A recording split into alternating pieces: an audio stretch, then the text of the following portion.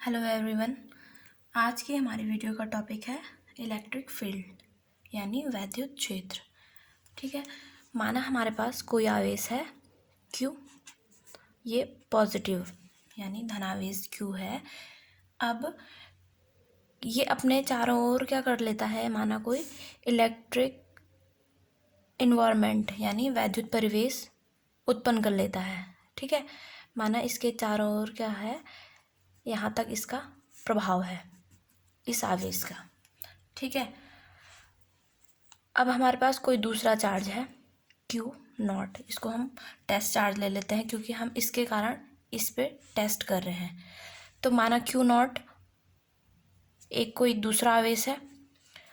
अब क्या होता है, जैसे हम ये इस पॉइंट पे हैं तो अभी इसके कारण इस पर कोई भी फोर्स नहीं लग रहा है क्योंकि ये अब एक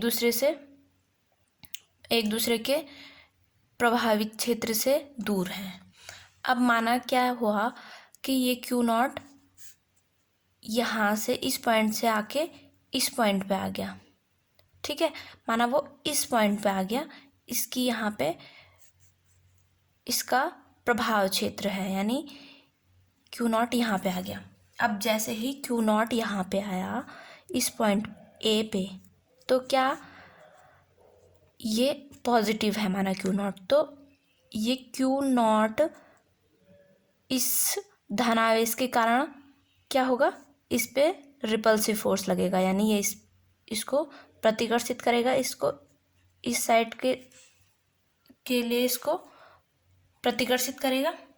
ठीक है, तो जैसे ही ये इस पॉइंट के बिल्कुल नज़दीक यानी यहाँ तक भी इस पे कोई भी फोर्स नहीं लग रहा होगा, लेकिन जैसे ही वो इस बाउंड्री पर पहुँचा तो इस पे क्या हुआ, फोर्स इसने Q0 ने फोर्स एक्सपीरियंस किया।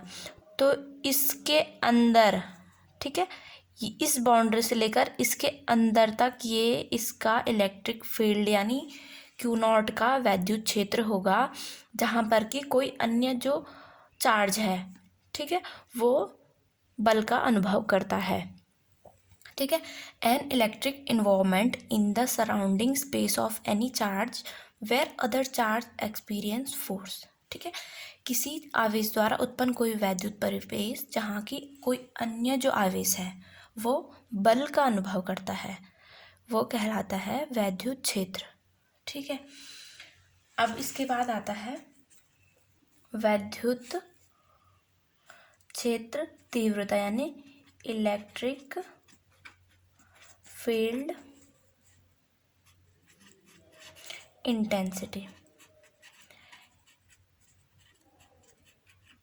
यानी वैद्युत क्षेत्र तीव्रता। वैद्युत क्षेत्र तीव्रता, इंटेंसिटी यानी स्ट्रेंथ, कि वैद्युत क्षेत्र जो किसी चार्ज ने अपने चारों ओर प्रोड्यूस किया है उसकी तीव्रता कितनी है। ठीक है, वैद्युत क्षेत्र की तीव्रता होता है रेशियो ऑफ फोर्स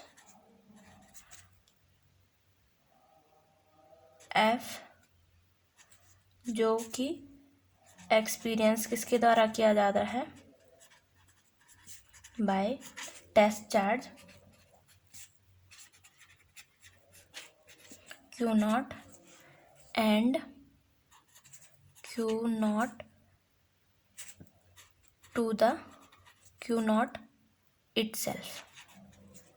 ठीक है, यानी जो आवेश है और उसके द्वारा जितना फोर्स एक्सपीरियंस किया जा रहा है उन दोनों के रेशियो को कहते हैं इलेक्ट्रिक फील्ड इंटेंसिटी। तो इसको E से डिनोट करते हैं, E equal to F upon Q0।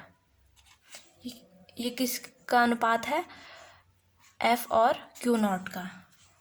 ठीक है, तो E equal to F upon Q0, ये दोनों वेक्टर क्वांटिटी। ठीक है, तो यहाँ से हम E की यूनिट निकाल सकते हैं। E इक्वल टू कितना हो जाएगा, F की यूनिट होती है न्यूटन अपॉन और चार्ज की कूलॉम। तो न्यूटन पर कूलॉम क्या हो गई, इसकी यूनिट हो गई, एसआई यूनिट। ठीक है, और इसकी डायमेंशन हम यहीं से कैलकुलेट कर सकते हैं। तो डायमेंशन हो गई फोर्स की होती है F=m/a से हम कैलकुलेट कर सकते हैं। वैसे तो याद होगी mL/t-2/a/t, ये होती है चार्ज की डायमेंशन। तो ये हो गई mL/t-, ये t की पावर ऊपर जाएगी तो -1, तो ये हो गई टोटल -3। ठीक है, और a की पावर -1, तो ये इसकी डायमेंशन आ गई इलेक्ट्रिक फील्ड इंटेंसिटी। ठीक है, अब ये है, इसके बाद ये कैसी क्वांटिटी है, तो ये होगी वेक्टर क्वांटिटी, वेक्टर क्वांटिटी। ठीक है, अब इसके बाद छोटा सा टॉपिक है electric field due to a point charge. ठीक है, इलेक्ट्रिक फील्ड